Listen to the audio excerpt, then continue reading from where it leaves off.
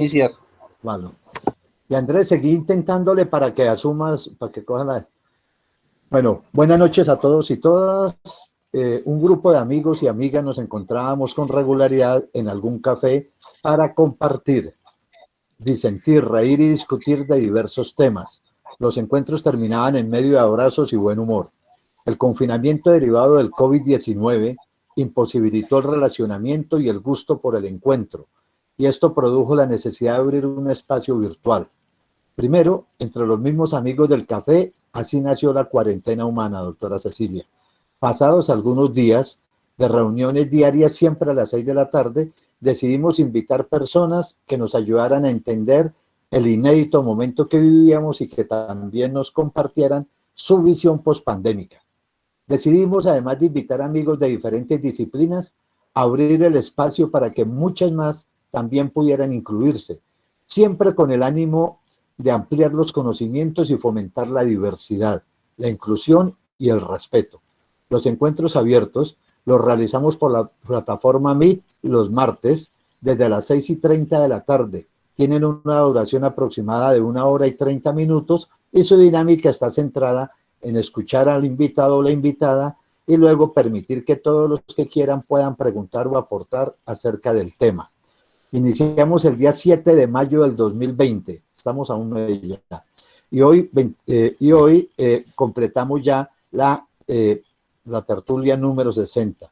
Hemos tenido personajes muy diversos, Gustavo Bulche-Chaus, Camilo Romero, Luis Gonzalo Tejada, la sabia Leonor Salavata, Germán Pavón, Óscar Ospina, nuestro secretario de Salud Municipal, de Popayán, Caipo Timaná, un experto en educación, Gerardo Montenegro, director del Comité Departamental de Cafeteros, Víctor Hugo Moreno, mayor afro de ACON, Paulo Andrés Delgado Cuenteros, Clara Elena Cardona, sexóloga, José Luis Diago, rector de la universidad, León Valencia, Carlos Caicedo, gobernador del Magdalena, etcétera, etcétera. No vamos a nombrarle los 59 y con usted, a quien le agradecemos inmensamente su deferencia de acompañarnos hoy, el número 60.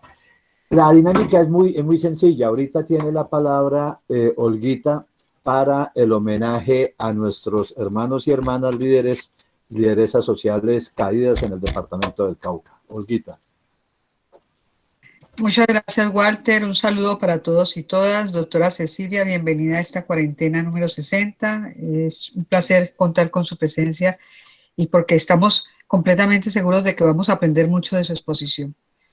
En la franja que me corresponde a mí, le hacemos homenajes a los líderes y lideresas sociales que han sido asesinados en nuestro departamento con el ánimo de que no queden en el olvido. Y hoy queremos homenajear a Freddy William Conda Dagua, quien fue asesinado el 23 de agosto de 2018 en Caloto, Cauca. Era comunero indígena, liberador de la madre tierra. También queremos homenajear a Mariflorelia Cana Mesa, quien fue asesinada el 24 de agosto del 2018 en el Tambo. Era líder social y fundadora del Cabildo NASA, Nuevo Despertar de Agua Valle. También queremos homenajear a Óscar Campos Canas, quien fue asesinado el 28 de agosto del 2018 en Corinto, Cauca. Era miembro de FENSUAGRO, COCAN y Marcha Patriótica. También queremos recordar y no olvidar a Víctor Alfonso Ílamo, quien fue asesinado el 28 de agosto del 2018 en Corinto, Cauca. Era de FENSUAGRO, COCAN y Marcha Patriótica. Y por último, hoy queremos homenajear a Carmen Elizabeth Tintinán Albán, quien fue asesinada el 21 de septiembre del 2018 en Sotará. Walter, tengo el volumen demasiado bajo, no escucho. Al grupo de mujeres de Ordeurca y Guardia Indígena Campesina, para que no queden en el olvido. Muchas gracias, Walter. César Andrés Usuriaga, doctora Cecilia, que es quien presenta, que lo viste ahorita, él dice siempre una cosa que es muy cierta. Esta es la sesión de esta tertulia que queremos algún día no hacerla, porque nos duele en el alma nuestros hermanos y hermanas, pero igual, nosotros somos el Cauca rebelde y digno y por eso estamos acá. César Muriel, 1 minuto para la paz. Buenas noches a todos los contertulios. Esta es la ventanita de la paz, desde donde siempre prendemos una vela para que ella exista entre nosotros. La paz tan anhelada, tan maltratada, anhelada por todos los que han sufrido su ausencia, su lejanía, su distancia, tan maltratada por quienes han vivido de golpearla, por quienes han hecho de ese maltrato su razón de ser para permanecer en la que les gusta, la guerra, porque es la que les da réditos políticos, sociales y de toda índole. Hoy se lanzan otras amenazas desde diferentes bandos, carros bombas en pueblos, masacres en otros lugares y reformas tributarias desde el gobierno. Pero en ti creemos, en tu fuerza nos apoyamos y no perdemos la fe de que algún día te tendremos entre nosotros y para nosotros. Buenas noches. Gracias, César. La doctora Cecilia López Montaño es economista de la Universidad de los Andes con estudio de posgrado en Demografía y Economía de la Educación, ex senadora, ex ministra de Agricultura, ex ministra de Medio Ambiente, es directora del Departamento Nacional de Planeación y columnista en varios periódicos, orgullosamente liberal. Doctora Cecilia, tiene usted de 45 minutos a 1 hora. Le voy a pedir a todos los compañeros y compañeras que apaguen cámaras, apaguen micrófonos para que quede solo la doctora Cecilia. Como le digo, tiene de 45 minutos a 1 hora, son las 6:47. Bienvenida y muchas gracias nuevamente por acompañarnos. Bueno, en primer lugar, me siento muy honrada por esta invitación por varias razones.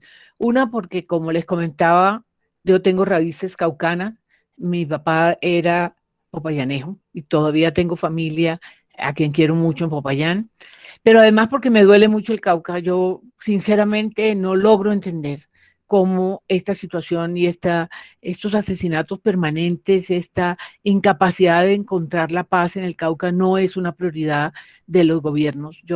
Eso quiero decirles que me duele en el alma.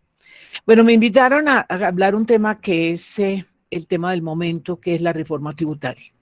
Yo creo que pocas veces hemos vivido un proceso en medio de una situación económica tan crítica, en medio de una crisis social muy dura, en medio de una situación de la educación tan difícil y cuando las mujeres están recibiendo unos golpes tan duros por esta pandemia, donde se ha perdido mucho de lo que se había ganado para reducir esa desigualdad de género, que es una de las muchas desigualdades tan graves como la rural urbana, como la de etnias, todas esas desigualdades y esas brechas que tenemos. Y en medio de esto llevamos meses en que el gobierno va soltando gota a gota una serie de ideas sobre la reforma tributaria que se contradicen muchas veces, que no son claras y hacen que se haya creado un ambiente muy complicado. Se supone que estamos a puertas de que el gobierno lo presente. Y yo quisiera tomar dos temas.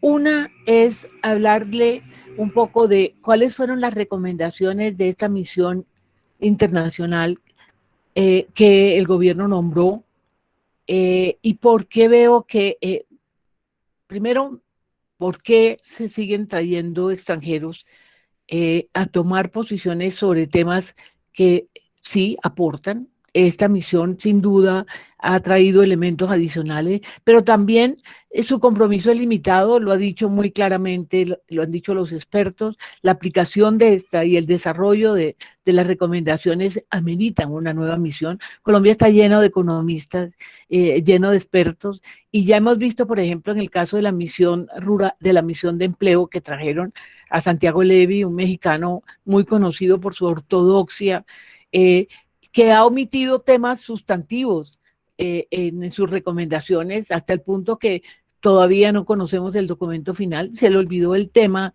de los sectores más golpeados en la pandemia en el mercado de trabajo, que son las mujeres y los jóvenes. Se le olvidó la brecha rural y los temas del mercado laboral rural y del empleo rural, que son tan complejos.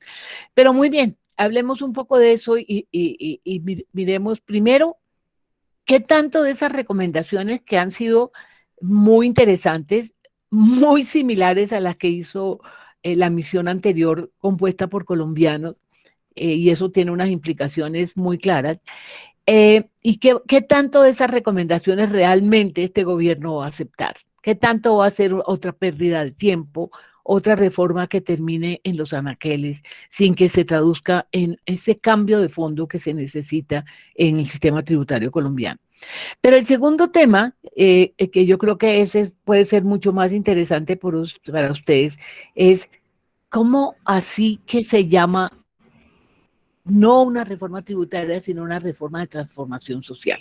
Y a eso quiero dedicarle un poco más de tiempo, a qué tan viable es usar ese nombre en esta reforma tributaria, pero además cómo interpreta el gobierno lo que es una transformación social en unos momentos tan difíciles para el país.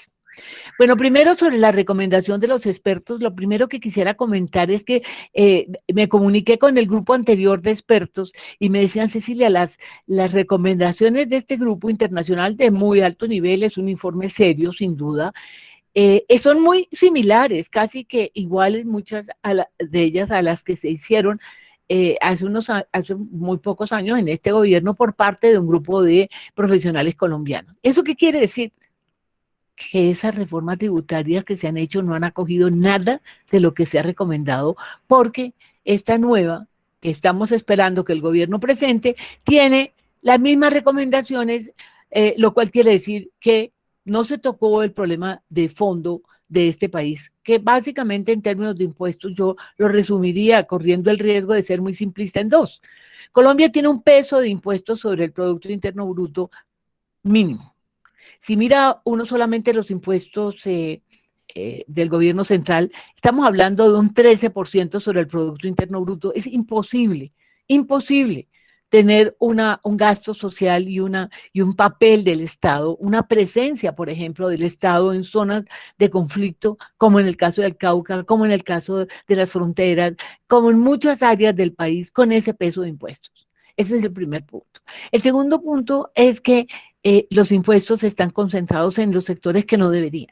O sea, los últimos estudios que se han hecho han acabado de corroborar, y en ellos quiero mencionar el de Luis Jorge Garay y su colega, en donde muestra que los sectores más ricos de este país, los individuos no ricos, sino los súper ricos, tienen una tasa de impuestos casi que ínfima.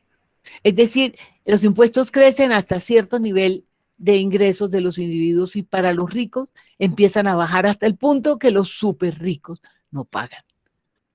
Y además, no solamente hay desigualdades en términos horizontales, sino verticales, o sea, es un sistema absolutamente inequitativo que requiere unas reformas muy profundas donde se cumpla un principio elemental, y es que haya equidad en el sentido de que paguen más los que más tienen. Pero a eso agréguele que el peso duro de impuestos cae sobre el trabajo y no cae sobre el capital. O sea, es la misma retórica, el mismo diagnóstico que estamos oyendo desde hace mucho tiempo. De manera que las reformas que se han hecho sobre todo en este gobierno para tapar huecos de necesidades del gobierno, de gastos del gobierno, y en segundo lugar, no se tocan y al contrario, se le dan subsidios a sectores que no corresponde especialmente a sectores dueños del capital. Entonces, yo quisiera que en ese contexto, en donde obviamente se necesita una reforma de impuestos estructural, que cabe ahí la pregunta si este sería el momento o no.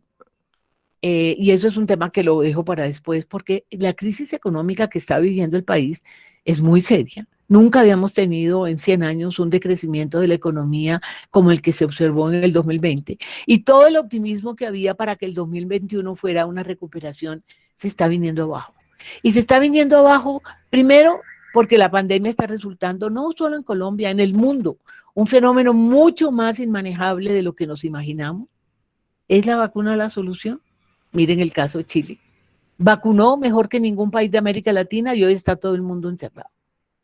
Y encerrado quiere decir, y confinamiento quiere decir una economía en el piso. Y una economía en el piso quiere decir un desempleo imaginable, una quiebra de empresas, cuando la mayoría de las empresas colombianas son microempresas, empresas unipersonales.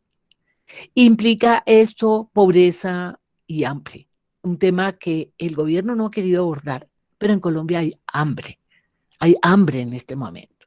Entonces, si la verdad es que se necesitan ingresos adicionales, y ese es un tema que también amerita discusión, si se necesitan, muy bien, cóbrenle a aquellos sectores que han perdido menos o que no han perdido, que al contrario han ganado, y ahora miraremos un poco las cifras, pero no le caigan a los sectores que hoy están viviendo una crisis económica muy fuerte. Entonces, en ese contexto, a mí me gustaría mirar 3 cosas que dijeron los expertos internacionales que a mí me parecen absolutamente vitales y que creo que el gobierno las va a desobedecer. El primero, ellos dijeron textualmente, y planteo la frase, dice, la compensación a los pobres que supuestamente el gobierno ha ofrecido para justificar el aumento del IVA. Los extranjeros dijeron, esa compensación a los pobres debe estar en pleno funcionamiento antes de poner impuestos que impacten sus ingresos. Lo dijo textualmente el grupo de expertos. Antes de cualquier impuesto, el IVA o cualquier otro, como por ejemplo el de renta para niveles de ingreso bajo, como 2.300.000 al mes. Antes de eso, y para eso no se ha pensado en ninguna compensación, pero de todas maneras los expertos fueron muy claros al afirmar cualquier impuesto que afecte a los ingresos de los sectores más bajos, el sistema de compensación debe estar funcionando antes de hacer los impuestos. Yo dudo, sinceramente estoy segura que eso no va a pasar y lo miraremos más adelante. Otra recomendación que también creo que no se va a tocar es que los expertos dijeron, subir el IVA para bienes no saludables y perjudiciales al medio ambiente es fundamental, como el caso de las bebidas azucaradas. ¿Ustedes creen que este gobierno va a tocar estas empresas de bebidas azucaradas de las cuales son dueños los sectores más ricos de este país? ¿Ustedes creen que eso es posible? Lo dudo. Y la otra recomendación muy clara, que es la misma que ha venido haciendo el grupo de expertos colombianos desde hace mucho tiempo, los impuestos de las personas muy ricas son extremadamente bajos en Colombia, lo cual quiere decir que el gran peso de la reforma debería caer en estos sectores. ¿Ustedes creen que eso va a pasar? Y aquí estoy mencionando solamente 3 de las recomendaciones que estamos de acuerdo. Son muy parecidas a las que se han hecho siempre, pero van a quedar probablemente, y ahora probablemente más que nunca, sin que se aplique. Eso me parece que hace que este esfuerzo que al gobierno le ha dado, porque entonces no son suficientes los analistas colombianos, sino hay que traer extranjeros, entre otras extranjeros y mujeres. Y además les cuento que en esa misión extranjera de personas de alto nivel, sin duda, no había una sola mujer, como les dije, pero además la representación colombiana, ¿saben quién la tenía? La vicepresidenta jurídica de la ANDI. ¿Qué hace la vicepresidenta jurídica de la ANDI?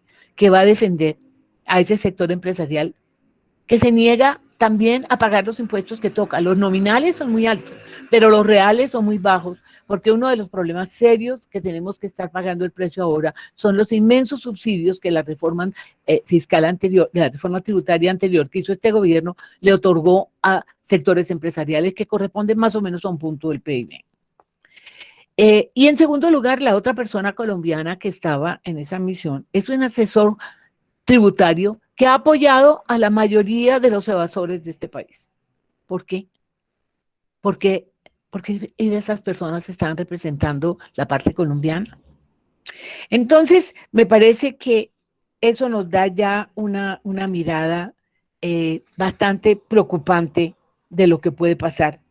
Y cómo, para qué traen expertos internacionales, para qué convocan antes a colombianos y realmente cuando se trata de hacer cambios de fondo, no se da. Pero el punto del que me quiero demorar más es el nombre.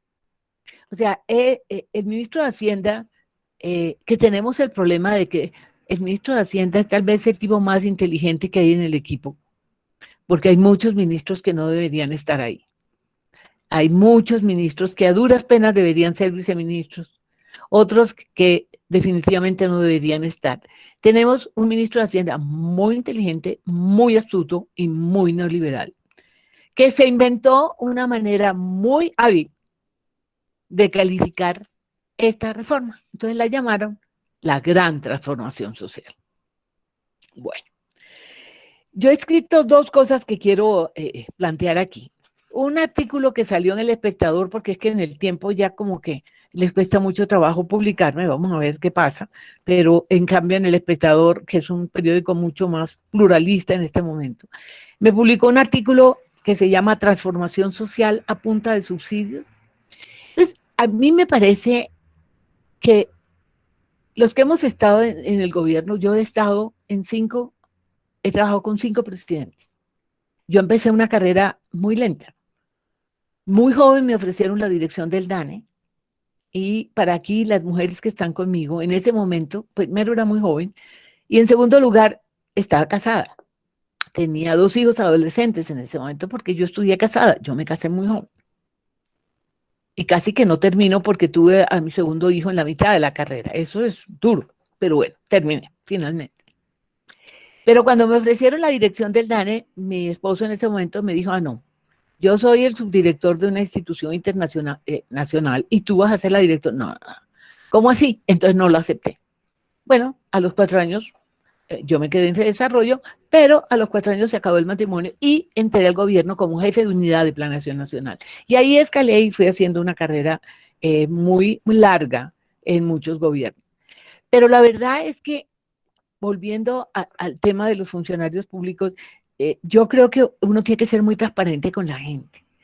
A mí me parece inaceptable llamar una reforma tributaria que vamos a ver las características que va a tener como el mecanismo para justificar una transformación social. A mí me parece que es un engaño imperdonable, porque de todo va a haber, menos de transformación social, y les voy a explicar por qué. Dos elementos. El primero es qué tanto pueden compensar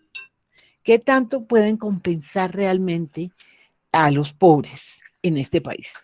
Mire, yo quiero usar aquí, y no quise compartir pantalla porque eso es muy aburrido y me enredo siempre, pero aquí hay unas cifras que dio el mismo gobierno sobre la situación social del país. Mire, este fue un documento que se presentó en el COMPES. Ustedes saben, ustedes conocen muy bien que el COMPES lo maneja Planeación Nacional, para justificar cómo sería la reactivación de la economía, antes de que viéramos estos nuevos picos. Estas son las cifras. La pobreza, estas son cifras del gobierno nacional de hace 2 meses. Los pobres pasaron de ser el 35.7% de la población de Colombia a ser el 42%. ¿Ok?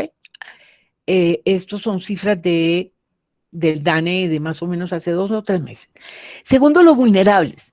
Ese sector de vulnerables que el gobierno casi no reconoce, que son el producto de una política social que se dedicó a darle limosnas a los pobres. Y aquellos que pudieron salir de pobreza no se insertaron de manera productiva en la economía, sino que se volvieron vulnerables. Vulnerables quiere decir, y así se han definido en América Latina, porque esta es una política generalizada en toda la región, son aquellos que superaron la línea de pobreza, no se insertaron productivamente y quedaron con una posibilidad muy alta de volver a caer en la pobreza. Bueno, esos vulnerables que el director de planeación los descubrió cuando ya estábamos en medio de la pandemia, esos vulnerables que ya no reciben subsidios del gobierno eran el 39% antes de la pandemia. Ahora pasaron de 32%, es la cifra que tiene planeación, al 29%. Se disminuyeron básicamente porque se volvieron pobres. La clase media pasó de ser el 30% antes de la pandemia a ser 26%. Y los ricos casi no perdieron nada, pasaron de ser el 2.6 del país, de la población del país, al 2.3. Entonces miren las cifras que son muy fáciles. ¿Cuáles son las personas que van a sentir más duro una reforma tributaria que ya estamos viendo más claro que sí va a tocar el IVA y que sí va a tocar no lo que ellos llaman que son productos no esenciales? Y yo les quiero preguntar, ¿ustedes creen que el chocolate, el café, el azúcar, la sal y otros por el estilo no son esenciales? ¿Ustedes creen que eso no va a afectar la canasta familiar? Bueno, resulta que a quienes tendrían, y a esto súmele otro tipo de impuestos que también van a afectar la canasta familiar. Mire, la canasta de los pobres se revisó a finales del año pasado y por eso subió la pobreza, porque se reconoció que los pobres gastan mucho más de lo que se creía en vivienda, en arriendos, en servicios públicos y que su canasta familiar no es la misma de hace 4 o 5 años, no, tiene mucho más productos, muchos de los cuales van a ser afectados por los impuestos. Entonces, la primera pregunta es, ¿pueden realmente compensar, como dicen los expertos internacionales, antes de que se ponga el impuesto? ¿Pueden tener el mecanismo para compensar los ingresos? La pregunta es, ¿a quiénes tendrían que compensar? Entonces, si usted tiene el 42% de pobres, ¿sí? Y usted tiene el 29% de vulnerables, que pueden caer con el mínimo impuesto, vuelven a caer en la pobreza. ¿Eso qué quiere decir? ¿Cuántas personas tendrían que compensar? Entonces ellos están diciendo, no, tenemos que proteger 20 millones de personas, que es el 40% de la población pobre. ¿Sí? Pero eso es lo que dicen sin considerar el 29% de vulnerables y haciendo caso omiso de la clase media, esa pobre clase media baja que es la que va a sentir el golpe más fuerte en esta reforma. Y acuérdense que es ser clase media en este país. Es decir, es que inclusive una persona que gana 4 millones de pesos mensuales ya se considera una persona de ingresos medios altos, porque este es un país de ingresos muy bajos. Pero vamos para los pobres. Ok, si solamente le llegan a los pobres y se olvidan de los vulnerables, y si se olvidan de los vulnerables con estos impuestos van a caer en pobres. O sea que si sumamos los pobres más los vulnerables, tenemos 20 millones de personas pobres más 17 millones de personas vulnerables. Pero les cuento, Desarrollo hizo hace poco un seminario para hablar del nuevo contrato social. O sea, la economía ortodoxa se dio cuenta que su política social de los últimos 30 años dejó tan expuesta a la población pobre y vulnerable que hoy el problema social requiere una acción inmediata. Pero Desarrollo, cuando presentó su contrato social, es que entre otras piensan en una renta básica de 35,000 pesos para los pobres. Háganme el favor. Muy bien. En ese momento reconoció que en el 2017, esas transferencias que se supone que ya el gobierno le da a todos los pobres, dejaban por fuera el 52% de los pobres. O sea, antes de la pandemia, después de ¿cuántas décadas? Desde el 2000 hasta el 2017 que se han desarrollado estas transferencias condicionadas, familias en acción, jóvenes en acción y lo que yo llamo viejitos en acción, que me parece terrible porque lo que les dan es miserable. Esas acciones dejan por fuera el 52% de los pobres. Entonces díganme, ¿cuál es la capacidad que tiene el gobierno en este momento cuando los pobres ya no son los de antes, sino que son 20 millones de personas? Y cuando tiene que hacer algo con los vulnerables, ¿sí?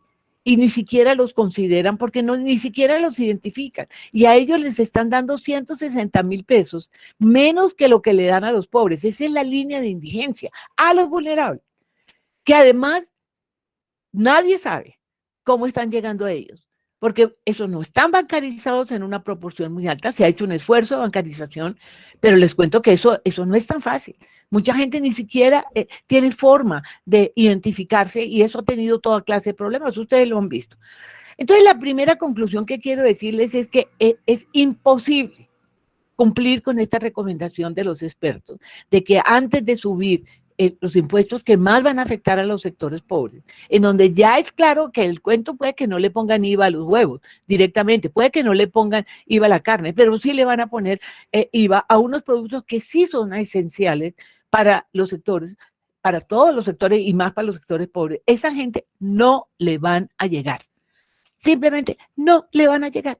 No le llegaron a los pobres que eran menos con las transferencias condicionadas durante 3 décadas o 2 décadas y media. Díganme cómo les van a llegar ahora. Entonces, lo primero es que esa recomendación no se va a dar.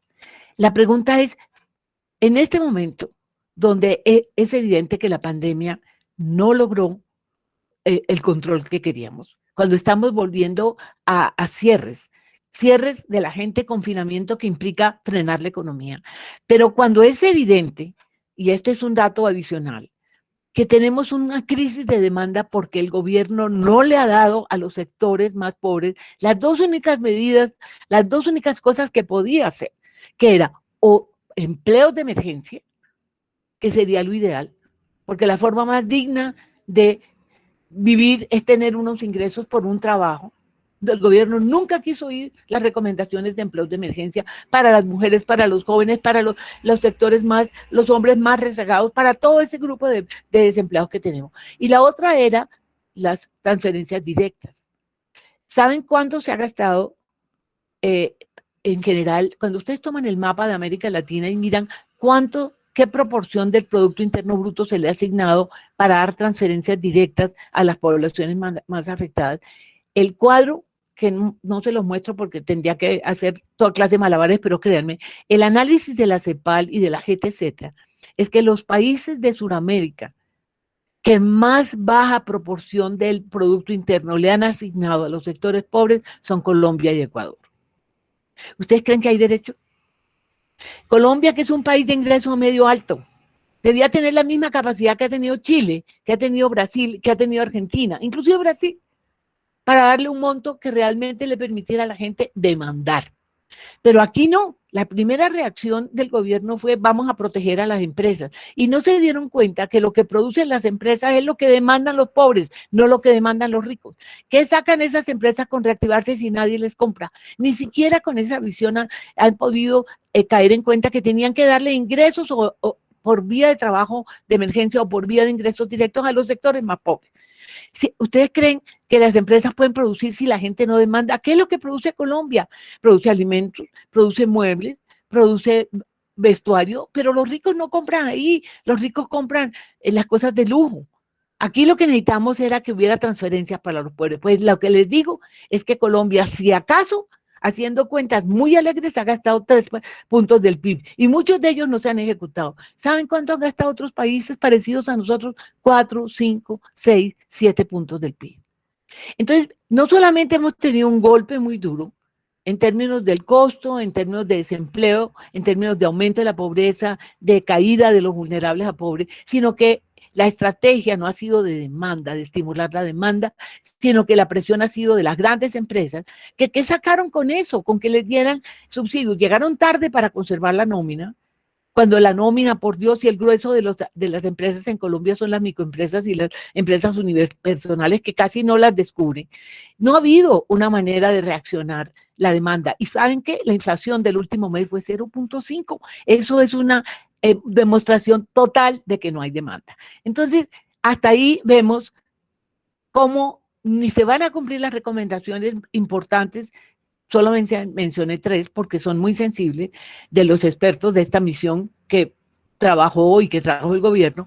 Y segundo, no hay posibilidad de que se cumpla su cuento de que es una transformación social lo que van a hacer con los impuestos.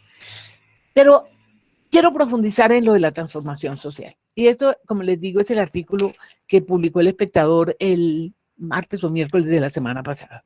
Bueno, resulta que a mí me parece, y esto no es un problema de este gobierno, es un problema de esta concepción económica que tenemos 3 décadas en América Latina y en Colombia siendo la guía, esta economía ortodoxa que cree que lo importante es mantener los equilibrios macroeconómicos, que la inflación no suba, que el déficit fiscal sea bajo, que las calificadoras de riesgo no nos quiten la oportunidad de conseguir créditos internacionales, que la deuda sea baja. Ese ha sido el criterio. Y la política social siempre se dijo: ay, no calmemos a los pobres, simplemente démosle subsidios a los pobres. Pero, ¿qué más se hizo? Entonces resulta que con esa visión se atreven a llamar transformación social que les van a dar limosnas a más gente. Primero, eso no es cierto, como les acabo de decir, es imposible que le lleguen a toda la gente, porque si uno suma los pobres más los vulnerables, estamos hablando del 70% de la población. Del 70%, porque son 42% de pobres y 29% vulnerables. Eso te da 71% de la población. Bueno, ellos dicen que solamente 20 millones que son los pobres. No han podido hacerlo en condiciones mucho más fáciles antes, cuando no había una situación económica tan difícil como la de ahora. ¿Qué van a poder hacerlo ahora? Pero el tema al que me quiero referir ahora es cómo se atreven a llamar transformación social el solo hecho de darle limosnas a los pobres. Supongamos que pueden tener éxito. Supongamos que realmente pueden llegarle a esta cantidad de gente. Supongamos que el hueco fiscal que tienen, que entre otras cosas, no es por la pandemia. La pandemia sí ha disminuido los ingresos fiscales, es obvio. La economía cayó. Pero es que ese hueco viene desde antes, porque las últimas reformas le dieron mucho más subsidios de lo que deberían a los sectores que menos lo necesitaban, como en las famosas zonas francas, que terminan pagando unos impuestos ridículos sin que exporten nada, ¿sí? Esos subsidios que dieron siempre ha hecho que el recaudo fiscal sea inferior a lo que debería ser. Entonces, hay un hueco fiscal, sí, algo ha contribuido a la pandemia, pero el hueco viene de antes, porque no se le ha querido cobrar a los sectores que toca cobrar. Pero suponiendo que tuvieran éxito, ¿cómo se atreven a llamar transformación social, darle limonas a la gente? Miren, la política social, y ustedes la conocen muy bien, es algo mucho más complejo que en este modelo económico que hemos sufrido durante las últimas 3 décadas se ha subestimado, se ha considerado como algo marginal. Pues resulta que la política social tiene una cantidad de componentes impresionantes. La política social es una política educativa.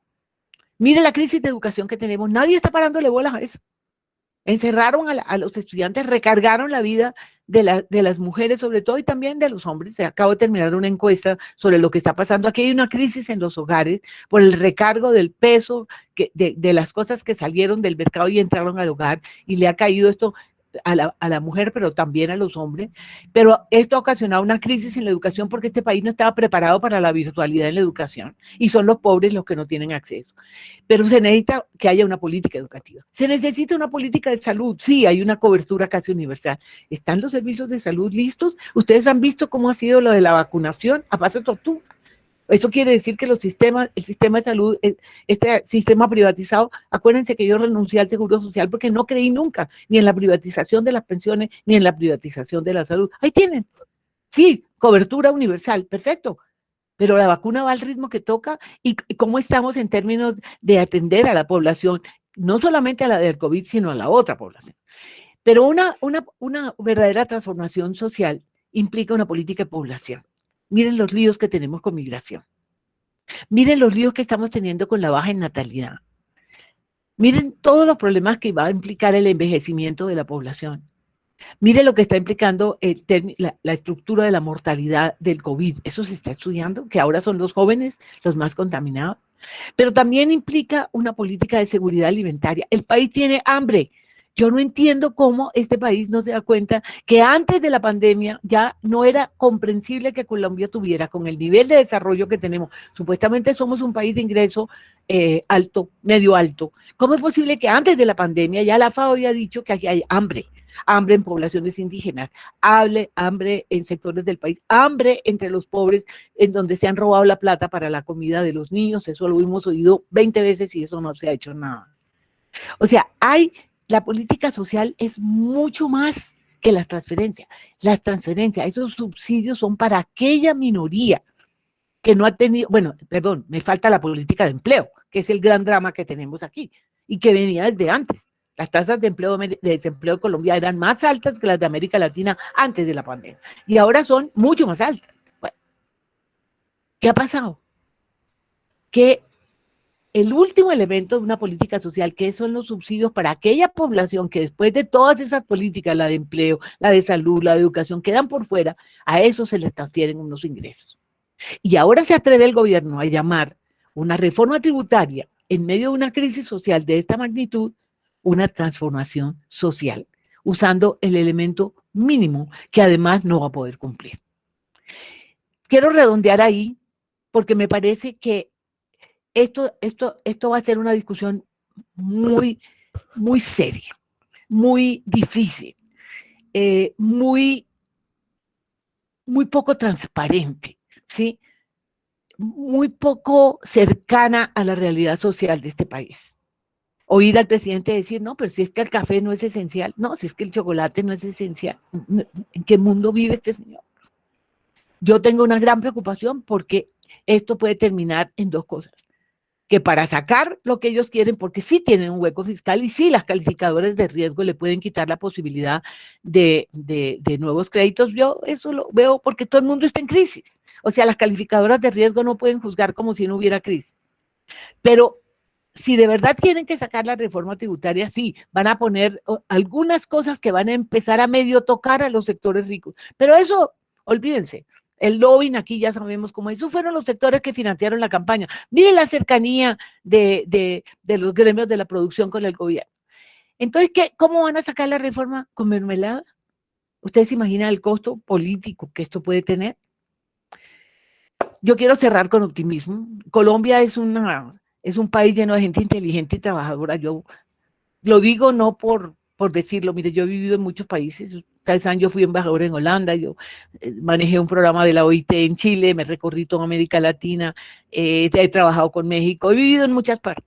Y yo creo que los colombianos tienen dos virtudes.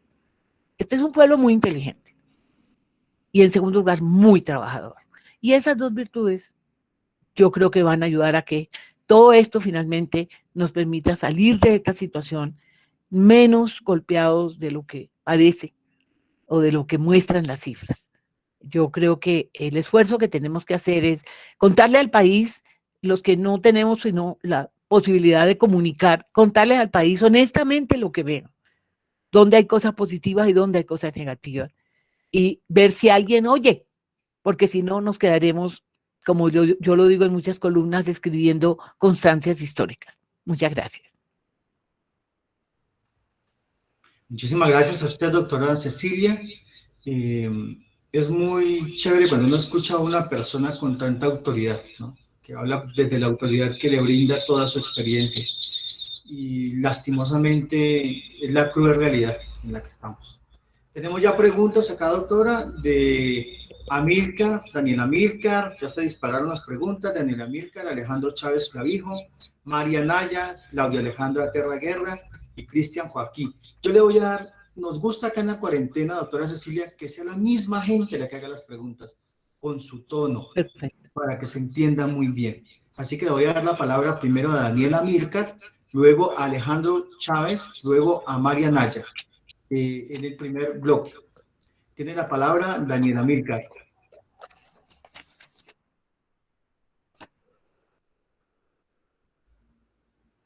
Daniel Amílcar a la una, Daniel a las dos, Alejandro Chávez tiene la palabra.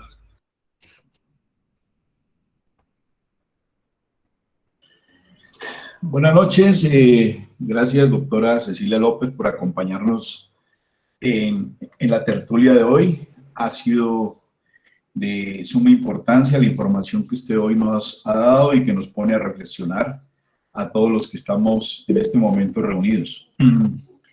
Doctora Cecilia, el hueco fiscal que pretende tapar que pretende el gobierno decir que es una de las razones, perdón, para presentar esta reforma es de 9 billones y pide 10 billones para el tema de lo que llaman ellos, pues, el tema de volver a empujar la economía nacional, pero que están realmente camuflados para el tema de los subsidios a las personas más vulnerables.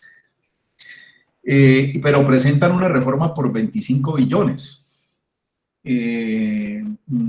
La pregunta es, estos 10 billones de pesos que se van a utilizar en subsidios, ¿es la manera de hacer política para volver a colocar presidente de esta corriente de centro democrático? Eso es uno. Y dos, me disculpan, el país en la gestión de la pandemia es un fracaso total. Hace un año, cuando recién comenzábamos la pandemia, se dijo que no habían pruebas para poder hacer cercos de salud. Hoy, después de un año de pandemia, igualmente no hay pruebas, no se le están haciendo pruebas a la gente continuamente para poder detectar y para poder hacer cercos. O sea que paga la gente que tiene sus negocios, sus empresas, tienen que confinarse, tienen que cerrar nuevamente cuando el gobierno ha perdido un año en el tema de hacerle un cerco positivo a la pandemia. Muchas gracias. Gracias, Alejandro. Quiero recordarle a todos que queremos darle mucha participación a la gente, por eso hacemos bloques de 3 preguntas y les solicitamos que preparen sus preguntas que sean de 30 segundos para disfrutar de las respuestas de la doctora Cecilia y darle oportunidad a mucha gente que pregunte. Tiene la palabra María Naya. Mari. Qué pena, es que el micrófono no me estaba funcionando. Buenas noches, doctora Cecilia. Muchísimas gracias por su tiempo. Uf, ha sido una ponencia muy, muy enriquecedora para mí, sobre todo porque ha sido muy clara y ha contextualizado sobre otros temas de otros tiempos en el país. Mi pregunta es, ¿y ahora qué hacemos? Porque, Muchas gracias, Mari. O sea, sí, ¿ahora qué hacemos? Porque, o sea, nosotros tenemos claro en el departamento del Cauca que los campesinos del macizo de la OTA caucana no están bancarizados porque pues obviamente no hay bancos ni siquiera. Y esto ha sido un atraso económico para todos los territorios de muchísimo tiempo. Y entonces, ¿qué propuestas hay? O sea, ¿qué podemos hacer? ¿La movilización sí podría ser una solución? Gracias, Mari, muy y amable. Frente a otra pregunta es el Partido Liberal, ¿qué postura tiene frente a eso? Listo, entonces le damos la palabra a Claudia Alejandra Terra Guerra y con ella cerramos el primer ciclo, doctora. Vale, muchísimas gracias de verdad por este espacio. Una afortunada de haberme enterado pues en el último momento de esto. Yo estoy en Cúcuta, norte de Santander. Y mi pregunta a la doctora, pues primero que todo saludarlos a ustedes, felicitarlos por este espacio que nos están dando, que lo han generado, que me parece maravilloso. Y lo otro, pues a la doctora Cecilia López, que he sido una ferviente seguidora de ella desde mucho tiempo, todo desde que ella está en la parte política y esos debates que dio ella cuando era senadora y todo eso, entonces me han parecido fabulosos y aplaudo mucho volverla a tener acá. Desde el tema de la frontera, mi doctora, y las ciudades de fronteras cercanas a Venezuela, como somos las ciudades de La Guajira, Arauca y las de norte de Santander, Cúcuta más directamente, somos unas ciudades con unas tasas de desempleo, hasta por lo menos Cúcuta es de las más altas del país, y donde se vive una informalidad impresionante, con una población migrante pendular que viene a quitar justo la misma informalidad de los propios ciudadanos cucuteños, y acá la verdad que la gente vive de la informalidad desde hace muchos años. Entonces, esa situación tan compleja, como decía su merced también en el tema de la salud, acá en Cúcuta se está haciendo atención a un gran número de migrantes y tienen mejores atención los migrantes que los connacionales, ¿sí? Y lo que me preocupa, y cómo ve usted el tema de esa intervención del gobierno colombiano ante el gobierno venezolano, y está abriendo unas gabelas de asistencialismo a los venezolanos, donde no ha podido llegarle a la atención al pueblo cucuteño, a los colombianos.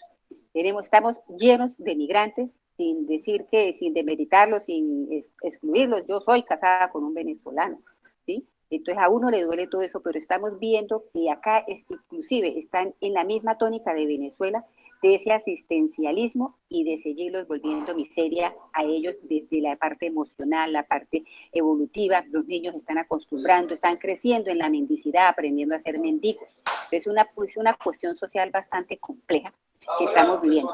Y para terminar, mi doctora, yo tengo mi programa radial que se llama Mujeres Políticamente Hablando. He estado detrás del contacto suyo, no lo he podido lograr. Sí me gustaría que me diera ese privilegio de verdad de tenerla a usted en mi programa con estas intervenciones suyas, que de verdad sí ha pasado una hora y para mí ha sido maravilloso escucharla. Mi sororidad completamente para usted, de verdad, y aplaudo mucho y quisiéramos volverla a ver, las mujeres quienes estamos apostando a la política de este país, verla a usted en ese escenario, porque yo siempre la pongo a usted como la mujer que debe estar representándonos como una candidatura presidencial. Siempre lo he dicho en todos mis programas, Cecilia López Montaño. Gracias, Claudia, muy amable. Con ella cerramos este primer ciclo, doctora, y le recalco a la gente, por favor, 30 segundos para que muchos puedan preguntar. Gracias. Bueno, entonces contesto estas tres antes de que se me olvide. ¿Sí? ¿De Sí, acuerdo? señora, así es. ¿Sí? Aló. Bueno, primero, Alejandro, mire, primero, aquí hay una cosa sobre la reforma tributaria y sobre el hueco fiscal, que es el gasto público. Ustedes lo han oído 1000 veces. ¿Por qué nos vamos a gastar varios billones de pesos en unos aviones en este momento? ¿Sí? ¿Por qué se está gastando tanto en publicidad, tanto el gobierno central como los gobiernos locales? Es decir, acuérdense, es que el hueco fiscal también tiene otro elemento que se llama el gasto.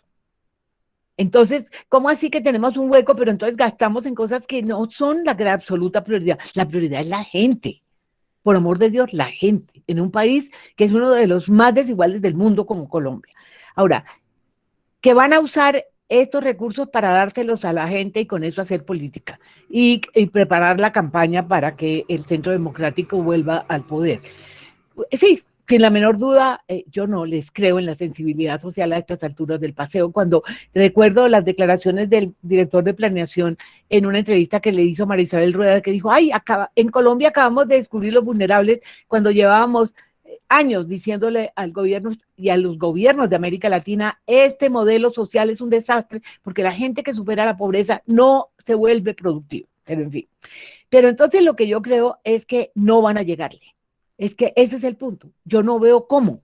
No solamente por la dimensión, es que el gobierno cómo saca esas cifras y no suba. Usted sabe lo que es tener el 71% de la población entre pobres y vulnerables. Cifras de Planación Nacional, es que eso es el 70% de la población colombiana. ¿Usted cree que si no le han podido llegar a la mitad, cuando la pobreza era menor, y esa cifra la dio Fedesarrollo, el 52% de los pobres en 2017 no recibían transferencia condicional? Si en ese momento no le podían llegar a la mitad, ¿qué le van a poder llegar a estos? Pero eso sí, a los que les lleguen seguramente va a ser para hacer política. Entonces, la otra cosa que no profundicé sobre eso, pero muy rápido, no hay transparencia en las cifras destinadas a la pandemia. Eso es un misterio. Se creó una cosa que se llama el FOME. Y, por ejemplo, la Universidad Javeriana, que tiene un grupo muy serio en este tema, insiste en que hay una parte importante de esos recursos que no se han gastado. Entonces, ¿dónde está la transparencia? ¿Sí? ¿Dónde está la justificación? Sin duda necesitan recursos, no me cabe la menor duda. Pero la pregunta es, ¿dónde está la transparencia? Aquí hay un elemento politiquero, sin duda, pero lo más grave es que las cifras no son claras. Muy bien, es sobre esto de la gestión de la pandemia, si la mitad de los recursos no se han usado, y eso lo asegura y lo muestra con cifras la Universidad Javeriana, a mí me parece esto, mejor dicho, inmanejable. ¿Cómo hace uno si no tiene las cifras claras el gobierno? Mari, la entiendo perfectamente. ¿Qué hacemos? Sí. ¿Saben qué? Ya hay convocado para el 20 y pico de abril movilizaciones en contra de la reforma. Es que yo no entiendo cómo no ha habido más. Yo creo que el miedo de la pandemia ha evitado que la gente proteste, pero yo no veo otro mecanismo. Mire, los medios de comunicación son muy pocos lo que permiten que uno haga críticas, como le dijera, respaldadas. Yo no creo, uno tiene que ser objetivo en esto. Entonces yo sí creo que aquí va a haber una movilidad social. Lo único que salva el gobierno es que la pandemia se muestra como incontrolable y eso sin duda es un pánico generalizado de la gente. Pero ¿hasta dónde va a aguantar la gente una reforma como esta? Yo creo que esto lo va a parar una movilización social. Ojalá sea lo más civilizado. Entre otras cosas, los indígenas del Cauca dieron una muestra fabulosa de su capacidad de hacer protestas sociales modelo. Ojalá pudiéramos hacerlas de esa naturaleza. Y Claudia, ¿sí? Claudia Alejandra, mira, Primero te doy mi celular para que me llames. 315-603-6001. ¿Ok? Bueno, y yo si tengo tiempo con mucho gusto. Mañana Cincelejo me hace levantar y maquillarme a las 6 de la mañana. O sea, yo hago esas barbaridades, ¿o no? Si Qué fuera sin pena, maquillarse va vivienda. 315-603. 6001. 315-603-6001. ¿Ok? Bueno. Gracias. Yo creo que la situación que estamos viviendo en las zonas de frontera, a mí lo de Cúcuta me parece terrible. Entre otras cosas, quiero decirles que uno de los graves problemas sociales que el gobierno no aborda es que ustedes saben que el descenso que ha habido en el desempleo es básicamente porque los informales salieron a la calle. O sea, es que entre el hambre y la pandemia gana el hambre y la gente sale a la calle. Aquí no se está creando suficiente empleo formal y el gobierno no ha querido, ni los gobernadores que se les ha dicho, ni los alcaldes que hagan modelos de empleo de emergencia. Eso es muy fácil, son obras que no implican gran especialización y que se pueden hacer con muy pocos recursos. Hay recursos en las regiones para eso, pero nadie se ha movido. Yo creo más en los empleos de emergencia que en los subsidios directos. Entonces creo que Colombia no le está parando bolas a las zonas de frontera y el tema de los venezolanos es tan difícil de manejarlo.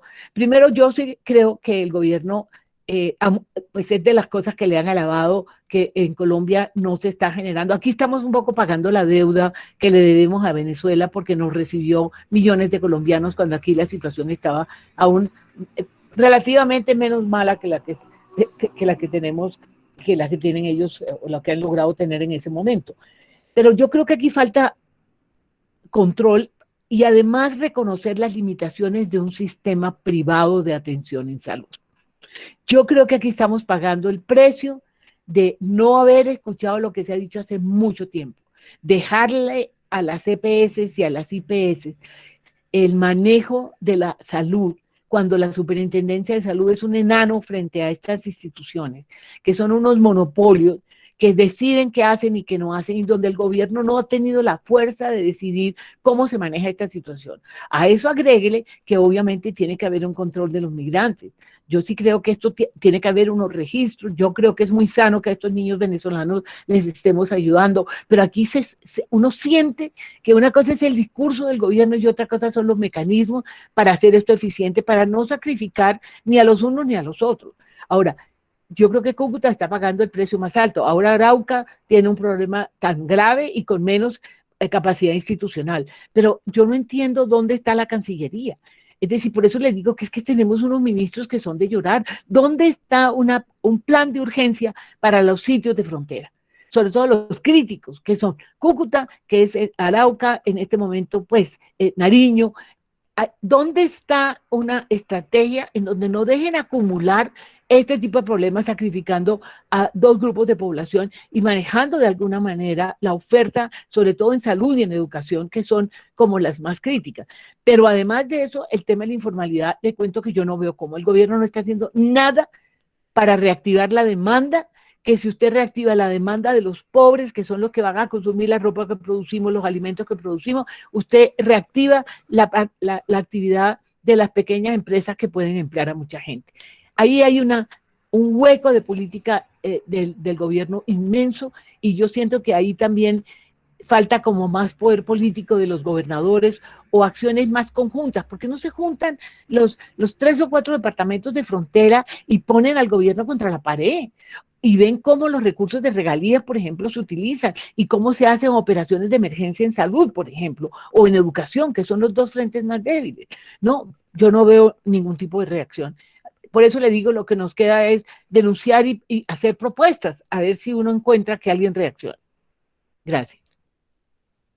Muchísimas gracias, doctora Cecilia. Le vamos a dar la palabra en su orden a Cristian Joaquín, a Erley Velasco y a Freddy Eduardo López.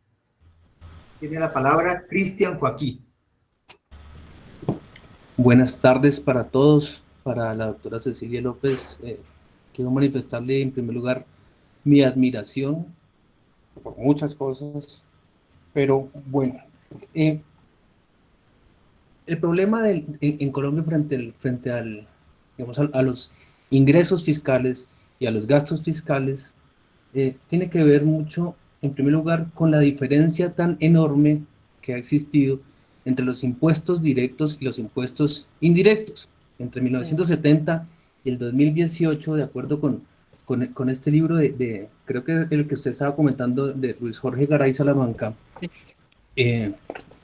la diferencia entre estos dos clases de impuestos pues ha subido un 4.5 veces, es decir, los impuestos indirectos son 4.5 veces mayor hoy que en 1970. Eso pues indicaría que dentro de los ingresos fiscales estamos grabando con mayor proporción a las clases trabajadoras, básicamente, ¿sí? a las rentas provenientes del trabajo. Y por el otro lado, ya lo comentaba usted hace un rato sobre el gasto social ocupa un nivel muy bajito dentro del gasto público, dentro del gasto fiscal.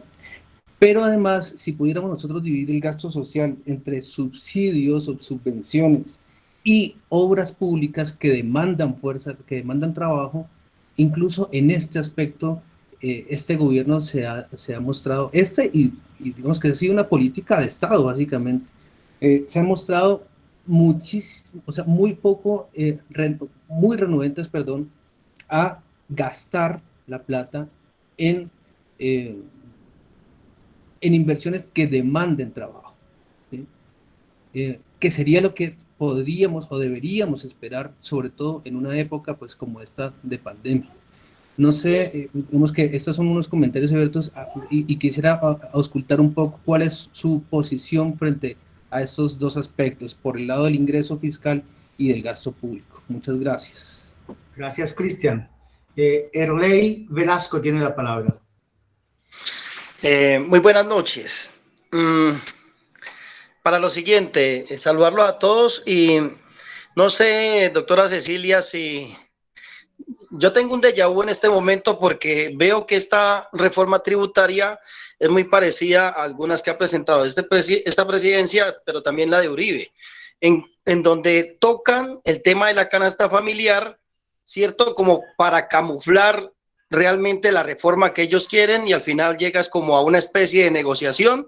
Y en este momento, pues lo que yo miro es que como está tan caído el partido de gobierno y sus aliados, lo que no veo por dónde puedan grabar, por ejemplo, la sal, el azúcar, el chocolate, el café, y Colombia no se les vaya encima. Pero van a salir los salvadores por ahí, no sé, o sea, lo que yo quiero decir es que están pavimentando la próxima candidatura de los senadores y representantes y ellos van a tomarse esa vocería. Ahí es donde yo quiero llegar, en donde usted nos pueda dar unos comentarios acerca de cómo, digamos, nosotros los alternativos y los que tenemos allá en el Congreso, pues podemos hacer para que seamos visibles que somos los verdaderos opositores a esas políticas y no ellos mismos, porque ya por ahí salió Uribe a decir que no está de acuerdo con la reforma, pero es precisamente dándose un poquito de aire en esta decaída que tienen. No sé si tenga un comentario por ahí. Muchas gracias. Muchas gracias, Erley. Tiene la palabra Freddy Eduardo López. Buenas noches. En lo personal, creo que estamos frente a una estrategia maquiavélica de negociación electoral. Pronto vamos a salir a no comprar aviones, a promover una austeridad de papel, a dar privilegios a sectores que siempre se han privilegiado en el país, etcétera, etcétera. ¿Qué piensa usted de ello, doctora Cecilia? Muchas gracias. Gracias, Freddy. Doctora Cecilia, con esta pregunta terminamos todos los ciclos y le agradecemos muchísimo sus respuestas. Sí, bueno, entonces me quedó algo pendiente de Claudia. Claudia, ¿estás por ahí? Aquí tenemos, y esto también va para otra respuesta, tenemos una crisis de los partidos muy grande. Aquí tenemos una crisis de liderazgo muy seria.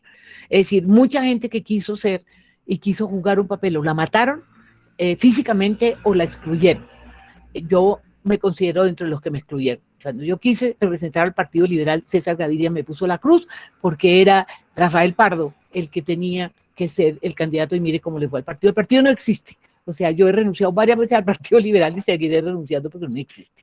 Aquí necesitamos nuevos liderazgos y por eso yo insisto en que la juventud tiene que reaccionar, porque necesitamos nuevos partidos, nuevos líderes, mujeres jugando papeles protagónicos en la sociedad colombiana. Bueno, a ver, Cristian, mira, sí, ¿por qué eso que tú dices es absolutamente cierto? O sea, el país ha optado por los impuestos indirectos, perdón, por los impuestos regresivos y no por los impuestos progresivos. Eso es cierto. ¿Y por qué? Porque es más fácil. Pero más que eso es por el poder. Aquí en Colombia tenemos un tema que no tocamos, y es que la concentración del poder en Colombia ya es una cosa histórica que ya ha llegado a unas dimensiones impresionantes. Es que ustedes en el Cauca lo viven. No tienen una senadora que trató de decir que pusieran una muralla para separar a los indígenas del resto de la población. O sea, y esta gente sigue figurando y tiene mucho poder. Ese poder es el freno para muchos de los cambios estructurales que el país necesita. Una sociedad necesita tener un monto de impuestos muy superior a lo que tiene Colombia. O nosotros con menos del 20% de impuestos sobre PIB, para no hablar del 35% que tienen los países en promedio de la OECD, sino hablemos de los latinoamericanos, necesitan reformas muy de fondo, pero ¿qué? Tienen que hacer lo que toca. ¿Qué es lo que toca? Que paguen más los individuos ricos que las empresas. Y que paguen más y que se obtenga más por los impuestos directos que por los impuestos, digamos, por los impuestos progresivos y no por los impuestos regresivos. Pero resulta que el impuesto regresivo es el más rápido. No hay nada más rápido y más funcional que subir el IVA, es que eso entra ya. Y el otro tiene toda esa concentración de poder que impide que haya esa reforma. Mire, yo fui senadora, ustedes no saben lo que es este lobbying. Es que eso es imposible. Yo me acuerdo que una vez tuve que decir, me hacen el favor y me sacan a la esposa de Germán Vargas Lleras porque estamos discutiendo un impuesto para las bebidas y ella es la representante de los importadores de licores del país. ¿Sí? Casi me matan, pero la hice salir. ¿Cuánta gente tiene el valor de decir eso? Porque eso implica que no le pagan a uno ni un peso. La financiación de las campañas, si llegamos ahí al tema crucial, mientras las campañas las financian los ricos de este país, aquí no hay nada que hacer. Aquí no habrá los impuestos que tocan, los ricos no van a pagar impuestos, los gremios seguirán dándole órdenes al gobierno, que es lo que tiene que hacer, que ha sido lo máximo en este gobierno. Entonces, eso desde el punto de vista del sistema impositivo, si no se hace lo que hacen los países desarrollados, que es cobrarle a los individuos ricos, y además otra cosa que hace este país, le cobra nominalmente a las empresas, pero por debajo de cuerda le pasan unos subsidios gigantescos.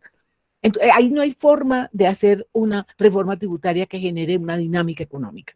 Y sobre el gasto social, usted tiene razón, usted puede creer, acabo de terminar una investigación de Colombia y de Ecuador, usted puede creer que Ecuador, un país mucho más pobre, mucho más pequeño que nosotros, tiene un gasto social mucho más alto que nuestro proporcionalmente. El gasto social en Colombia es muy bajo. ¿Por qué? Porque venimos de una escuela económica que no valora lo social. El famoso consenso de Washington es una receta para bajar la inflación, que lo logramos hasta el punto que hoy tenemos una inflación y ya casi vamos a llegar a deflación porque nadie está comprando. Segundo, que no suba la deuda que los tiene trastornados, que hay que bajar el déficit fiscal, todo eso, pero la política social no, son limosnas nomás. O sea, ese ha sido un modelo que ha llevado a que el gasto social sea marginal. Este país necesita que haya más impuestos, que lo paguen los que deben pagar, que son los individuos ricos, en vez de irse para evadiendo toda clase de responsabilidades para las zonas, estos paraísos fiscales, que a las empresas no se les den los subsidios que no tocan, que volvamos transparente el sistema, pero que además gastemos en lo que toca, que es educación, salud, seguridad alimentaria, generación de empleo, etcétera. Sobre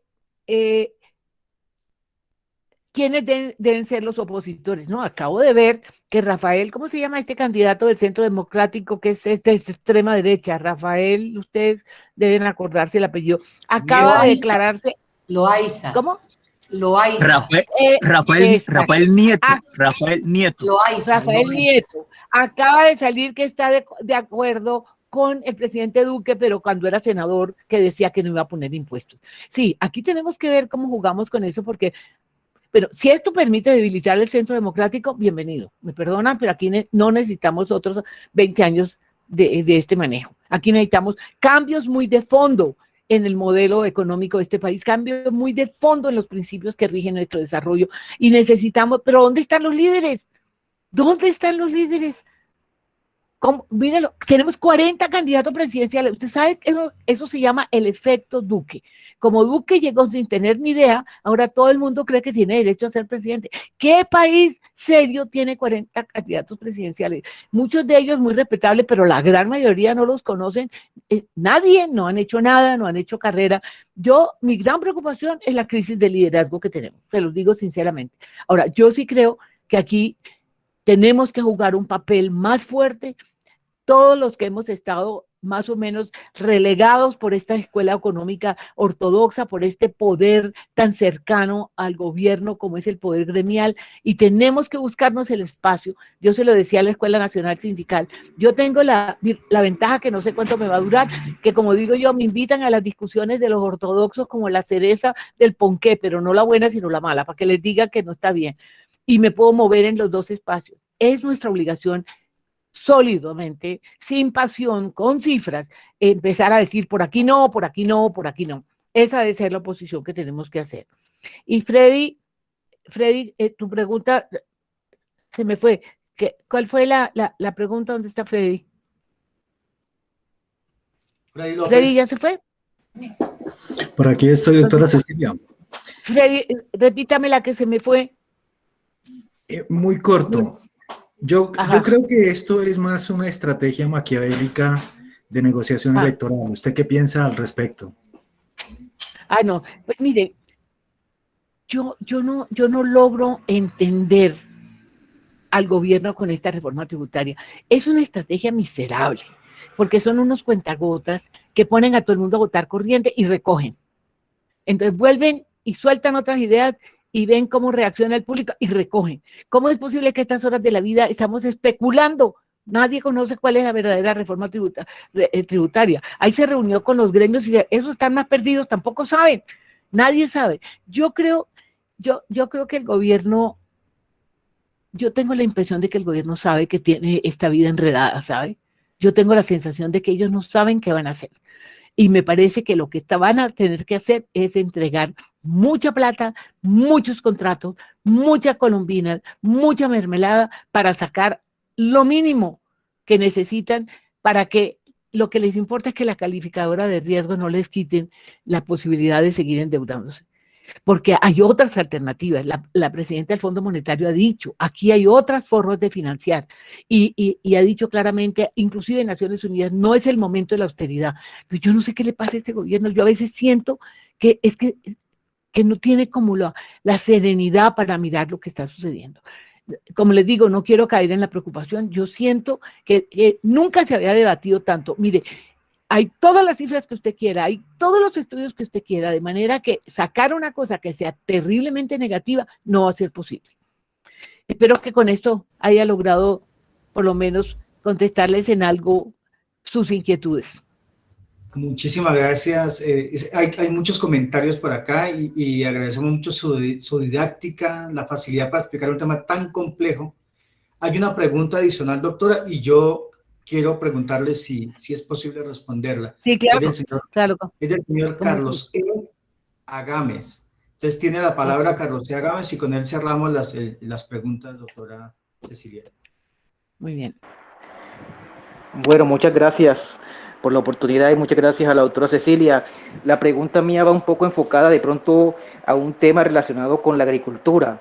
Yo vengo de trabajar con algunas asociaciones en el Caribe, pues, y me encuentro que de pronto estas asociaciones ven en la asociatividad más como una manera de obtener algún tipo como de activos, pero no miran realmente como el poder que tiene esta figura para el crecimiento de estas comunidades, pues, y de pronto hay recursos y de pronto hay acuerdos de subvenciones, pero de pronto no aprovechan eso en mejorar sus capacidades. De pronto, ¿cuál podría ser el escenario, cuál podría ser el método que realmente permita que estas asociaciones fortalezcan sus capacidades con estos programas? Muchas gracias, doctora Cecilia. Muy rápido, mire. Si alguien ha hecho algo por este país en medio de la pandemia, es la agricultura campesina. Es el único sector junto con el cuidado. Después les hablaré de ese tema del cuidado no remunerado de las mujeres, pero son los únicos dos sectores que no han parado. La agricultura permitió, la agricultura campesina se inventó, y esto es muy importante, se inventó canales no tradicionales de comercialización para llevar comida a las ciudades cuando arrancó la pandemia. Pero este ministro de Agricultura, que no entiende nada, no fue capaz de darse cuenta que ante la caída de la demanda se iba a perder esta reacción impresionante que tuvo el campesinado, no solamente en Colombia, le cuento que es un fenómeno latinoamericano. Pero resulta que algunos países sí salieron a proteger a sus campesinos y a fomentar esta asociatividad para un tema crucial que es la comercialización, que ha sido uno de los temas más difíciles para la producción agropecuaria, sobre todo de la pequeña agricultura. Pero en Colombia no se hizo nada. ¿Y qué pasó? Cayó la demanda urbana, que era la demanda de alimentos de los restaurantes, de los eventos sociales, de todo esto, de los hoteles. ¿Y qué pasó? Terminamos con cosechas pudriéndose en el campo y con gente con hambre en la ciudad. Esa es la peor contradicción que puede tener una sociedad. Yo no sé aquí cómo no pasa nada. Que yo sí siento que los colombianos tenemos una paciencia que ya no es paciencia, ya es como falta de capacidad de reacción. Pero mire, ahí se demostró. Si yo hubiera estado en el Ministerio de Agricultura, agarro a este campesinado que fue capaz solito de inventarse una manera de crear canales propios asociándose, usar esa capacidad de asociación y hacerla que fuera permanente, y no solamente para comercialización, sino para la producción. Entonces ahora están, sí, que los grandes contratos de producción, eso está bien, pero eso no es suficiente. Pero yo creo que aquí sí hubo una prueba que este gobierno desaprovechó y que otros gobiernos en América Latina sí han utilizado para fomentar esta capacidad del campesinado de responder sin que nadie le dijera ante una crisis. Es el único sector fuera del financiero que está creciendo.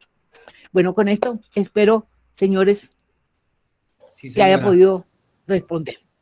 ¿De Muy acuerdo? amable, doctora. Y antes de darle la palabra a nuestro compañero Walter, que siempre cierra las tertulias, quiero recordarle a todos que esta tertulia está grabada y que estará en la web, en el Facebook de la tertulia de Cuarentena Humana y en el canal de YouTube de la Cuarentena Humana también. Muchísimas gracias, doctora Cecilia. Le damos la palabra a nuestro amigo Walter Aldana. Bueno, primero que todo agradecer a Gracias. todos y todas a la doctora Cecilia, decirle que nosotros pensábamos que era solo caribeña y resulta que tiene sus raíces en el suroccidente colombiano. Don Carlos Arturo López Torres, su padre en Popayán y su señora madre en el valle del departamento del Cauca. Nos ha planteado varios temas la doctora Cecilia. Yo quiero rápidamente plantear algunas de las ideas o retomar algunas de las ideas que nos dijo. La primero, conseguir la paz en el Cauca no es prioridad del gobierno. Y nosotros lo tenemos supremamente claro. Y nos hizo una disertación en relación a dos temas. Uno, las recomendaciones de la misión internacional, que entre otras cosas son similares a la de la comisión anterior de colombianos, ¿cierto? Para la reforma anterior. Y dos, el tema del nombre de reforma de transformación social. Con relación al primero, dice, no se toca a fondo los impuestos antes del PIB del 13%, los impuestos en sectores que no deberían estar, los súper ricos con una tasa mínima de impuestos, un sistema inequitativo donde paguen más los que más tienen, pero resulta que los impuestos están sobre el trabajo y no sobre el capital. Un poco el tema del 2.3 millones, de gravar a la gente que vaya a ganar, que gane más de 2.3 millones de pesos. Y en el 2020 hubo un decrecimiento de la economía centrado en dos temas. Uno, pues el tema de la pandemia, pero también un tema de hambre que fue claro en todo el mundo, pero en nuestro país también. Pero es importante, ella resalta tres temas, ¿cierto? Tres cosas de esta misión de los expertos. La primera, la compensación a los pobres debe estar en funcionamiento antes de la generación de nuevos impuestos. La segunda, subir el IVA a bienes perjudiciales al medio ambiente, ejemplo, bebidas azucaradas. Y la tercera, impuestos a más ricos en relación al tema de nominales reales, porque los subsidios recogen algo así como un punto del Producto Interno Bruto. Con relación al nombre, la doctora Cecilia quisiera recordarle rápidamente que se llamó Ley de Financiamiento, el nombre de la primera reforma tributaria de Duque en 2018, que buscaba recoger 14 billones destinados al presupuesto del 2019. La Honorable Corte Constitucional la tumbó por vicios de procedimiento en el Congreso. Después, Ley de Crecimiento Económico en el 2019, o sea que el tema de los nombrecitos lo han mantenido siempre. Y en esta oportunidad, ¿cierto? Lo que ya la esencia del proyecto, dice el presidente Duque, no es tributaria, tiene el objetivo de extender las ayudas sociales que finalizarían este año. Se refiere al ingreso solidario, ayudas a los estudiantes, apoyos a créditos a empresas y el programa de apoyo a empleo formal. Pero tiene un tema, ¿qué tanto compensa a los pobres? Y allí vemos el aumento de la pobreza en términos de cómo los vulnerables, ¿cierto?, pasan de 32% al 22%, cómo la clase media baja del 30 al 26%, y cómo en el sector de los ricos, que eran el 2.6%, el nivel de afectación es mínimo y no tiene estos porcentajes que se expresan en los otros sectores. La afectación a la canasta familiar está claro, los huevos, la mantequilla, la leche, etcétera, pues hacen parte de la canasta familiar. Antes de la pandemia, el 52% de los pobres estaba por fuera de los programas asistenciales. Ojo con eso. Recomendación de la misión internacional, entonces empleos de emergencia y transferencias directas. En el caso de América Latina, Colombia y Ecuador son los más rezagados. Proteger las empresas sin ingresos a los pobres, pues en los que no sabemos de economía simplemente no hay plata con qué comprar. Colombia ha gastado solo 3 puntos del Producto Interno Bruto y otros países en América Latina 4, 5 y hasta 6. No hay demanda, la inflación es del 0.5% porque no hay con qué comprar, ¿cierto? Y las transformaciones sociales en 3 décadas, la economía ortodoxa, ¿cierto?, como filosofía en América Latina y que se expresa también en Colombia, entra al tema de los subsidios para los más pobres, para los vulnerables, pero entrega, ¿cierto?, extinciones como las zonas francas, impuestos ridículos, plantea la doctora, que afectan el hueco fiscal porque no se cobra a los ricos, pero además porque ellos tienen también una gran capacidad de evadir a través, por ejemplo, de fundaciones que hacen allí. La política social no tiene los componentes, o sea, la política social tiene componentes integrales como salud, educación, ¿cierto? La vida digna que nos planteamos nosotros todo el tiempo, y no es los aviones o la publicidad, o no debe ser la prioridad para la inversión. Acordémonos que aquí cuando estuvo el gobernador del Magdalena, Carlos Caicedo, nos dijo la plata de las regalías a la comida de la gente, la plata del pavimento a la comida de la gente. No veo otro mecanismo diferente a la movilización social. Plantea, estamos pagando el precio de las privatizaciones y del modelo. El gobierno no está haciendo nada para reactivar la demanda. Hay crisis de los partidos. Unos de sus líderes cuando salen son asesinados, otros son excluidos. El Partido Liberal no existe, plantea la doctora.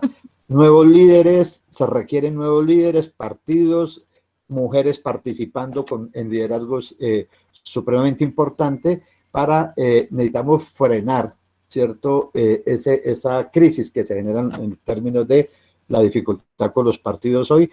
Hay una concentración del poder en Colombia que impide los cambios, y hay el problema, o mejor, uno de los graves problemas estructurales y centrales se llama financiación de campañas, porque los gobiernos pierden las autonomías. Doctora Cecilia, este fue un pequeño resumen. Estupendo. Estupendo. Gracias. Y usted tiene un minuto para que se despida de nosotros, y después todos abrimos cámaras y micrófonos y le damos un abrazo virtual a usted y un agradecimiento. La escuchamos, doctor. Bueno, primero ha sido un gran placer. Las preguntas han sido excepcionales, inteligentes, como era de esperarse. Cuando pueda, me encantaría estar con ustedes y están abiertas mis teléfonos, mis medios de comunicación. Ayer les di mi celular. Mi email es muy fácil, cecilia@cecilialopez.com. o cecilia@cisoe, que es mi centro de pensamiento, cisoe.com. Estoy libre, lista para apoyar iniciativas como esta. Muy buenas noches y ha sido un gran placer. Y usted, mi querido Walter, es un excelente moderador y además hace una síntesis espectacular. Muchas gracias. Gracias, doctor. Chao. Abrimos las cámaras, abrimos los micrófonos y muchísimas gracias, doctora. Gracias.